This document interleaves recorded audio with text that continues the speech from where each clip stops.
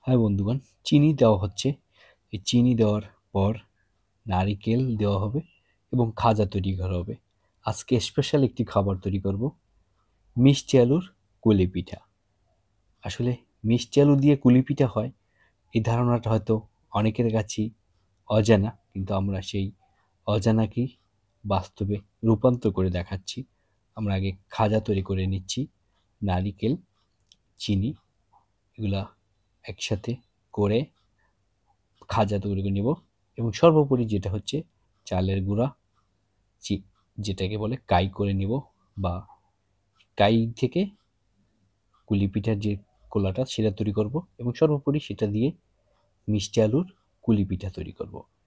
মিষ্টি আলু দিয়ে কুলি পিঠা হয়, এটা খেয়েছি আমি, খেয়ে দেখলাম এবং আসলেই অসম্ভব মজা ছিল।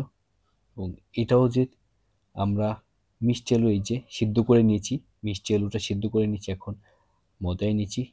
এটা আমরা যে সিদ্ধ করা চালের গুঁড়া বা কাইয়ের বৃত্তে অল্প অল্প করে মেখে দলা তৈরি করে নিতে হবে। তারপর পিঠা তৈরি করে প্রসেসটা হবে। আসলে মিষ্টি আলু আমরা আগে সিদ্ধ করে খেতাম, মিষ্টি আলু রান্না করে খেতাম, মিষ্টি আলু ডাল করে খাওয়া যায়।